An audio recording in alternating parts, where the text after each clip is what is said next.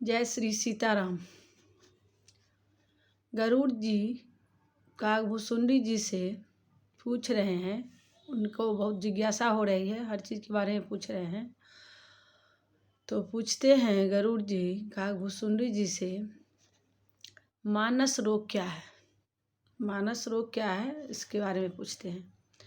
कहते हैं गरुड़ जी, मानस रोग कहूँ समुझाई, तुम सर्वज्ञ कृपाय अधिकाई।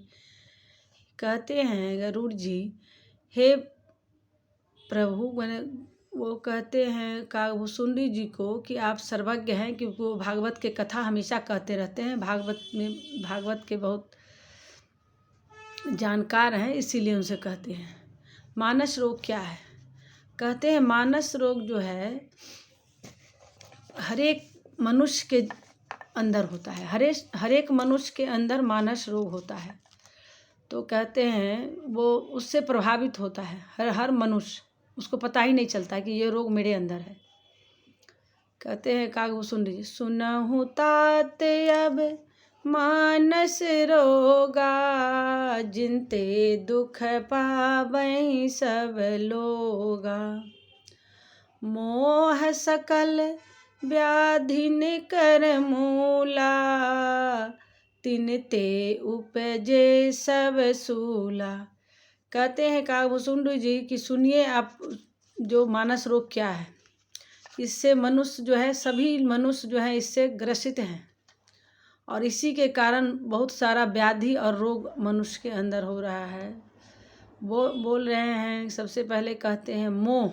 मोह जो है अज्ञान, मोह मतलब सब मेरा है तेरा है, ये जो है वही है। सो उनका दुख का कारण मोह है। मोह में ममता होता है, बहुत मोह, मेरा है, मेरा बच्चा कोई ना हो जाए, दूसरे को हानि पहुंचाएंगे, अपने बच्चे को नहीं, दूसरे को दुख हो जाए, अपने को नहीं होना चाहिए, यही मोह है।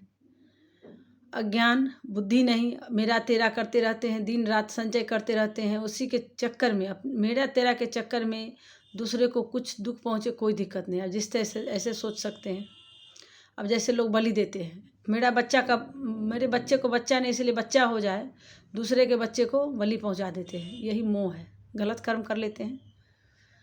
मोह रूपी व्याधि जो है वो शूल उत्पन्न करता है। मोह के कारण क्या होता है आदमी के अंदर? कहते हैं जैसे आयुर्वेद में कहा जाता है कि वायु रोग, कफ रोग और पित्त रोग, अगर तीनों अगर ठीक रहे शरीर में तो शरीर ठीक रहेगा। इसी प्रकार मनुष्य के अंदर भी इस तरह से रोग होता है। तो क्या कहे हैं? काम वासना, जैसे काम है हमारा हो जाए, बहुत गाड़ी हो, घोड़ा हो, बंगला हो, मेरा बच्चा बहुत ऊंचा जाए, ये जो भावना है काम वासना, जो काम कभी पूरा नहीं होता है जल्दी, और नहीं पूरा होता है तो क्रोध होता है, उसको कहे हैं वायु रोग है। काम भोग विलास को कहे हैं वायु रोग है।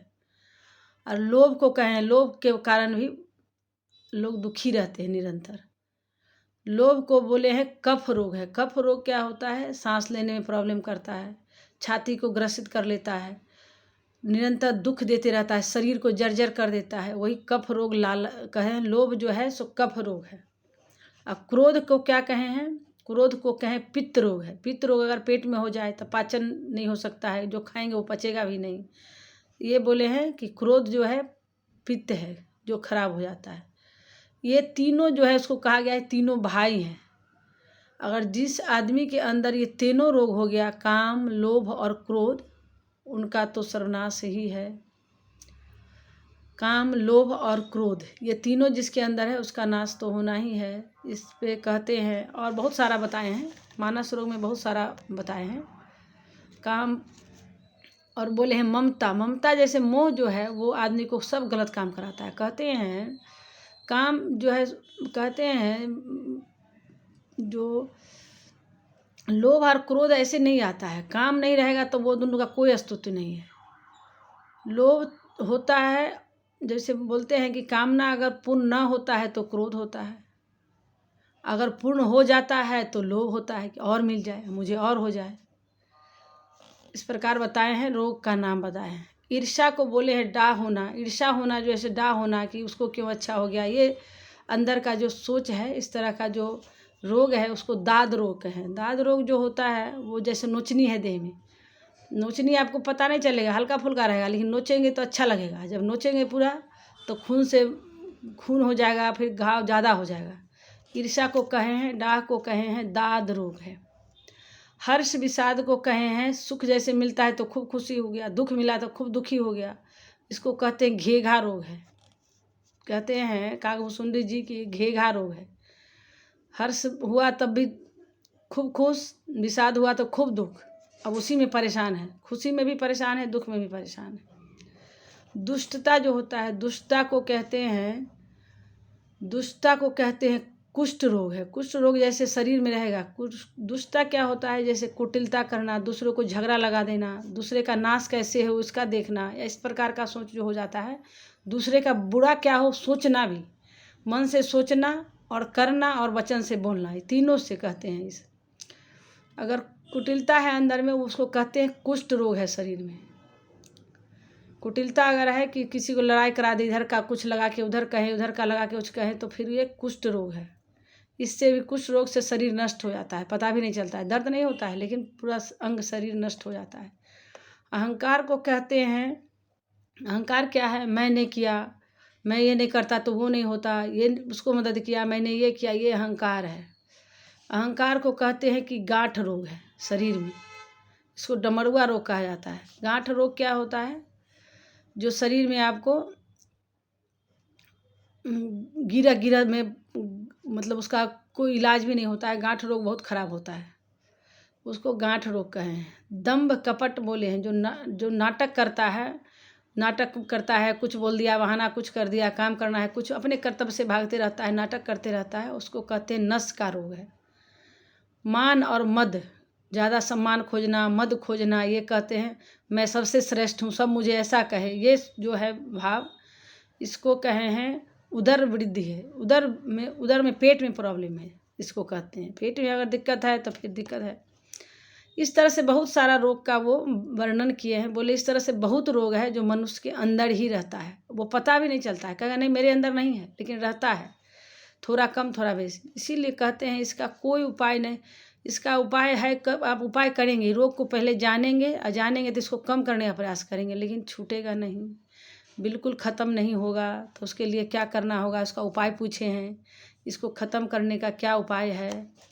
तो बोलते राम कृपा नासहि सब रोगा, ज्यों यही भांति बनई संजोगा।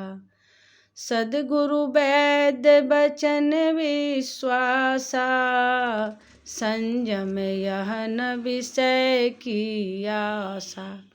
कहते हैं राम जी का जब कृपा होगा आप पे, इसका नाश होगा, लेकिन पूर्णतया नाश आप जानेंगे इस रोग को, पहले तो जानेंगे तो इसको कम करेंगे, लेकिन पूर्णतः खत्म नहीं होगा। फिर आपको विषय भोग आएगा तो फिर आपको क्रोध आएगा, फिर आपको लोभ आएगा, फिर लालच आएगा, इस तरह से बार बार होते रहेगा, खत्म नहीं होगा। अंत में दुखी होकर आदमी खुद भी अपना नाश कर लेगा। इस बीमारी को दूर करने का उपाय यही है कि राम कृपा नासहि सब रोगा, ज्यों यही भांति बने सो। भगवान का नाम निरंतर जपते रहें। भगवान का जब कृपा होगा तो आपको अच्छे गुरु मिलेंगे, फिर वो गुरु जो सही रास्ता बताएंगे, ज्ञान देंगे, इससे आपके जीवन का ये सब दोष जो है, ये सब बीमारी जो है जाते रहेगा, और आप फिर निर्मल मन हो जाएंगे। और इसी तरह से बताए हैं काकभूषुंडी जी। बहुत सारा है इसमें रोग, उतना तो बताने के लिए बहुत समय चाहिए, इसीलिए मैं शॉर्ट में इसको बता दी हूँ, छोटा सा, थोड़ा सा कम समय में। जय श्री सीताराम। अगर आपको अच्छी लगे वीडियो तो आप इसमें जय श्री राम कमेंट्स में ज़रूर लिखेंगे। जय श्री सीताराम।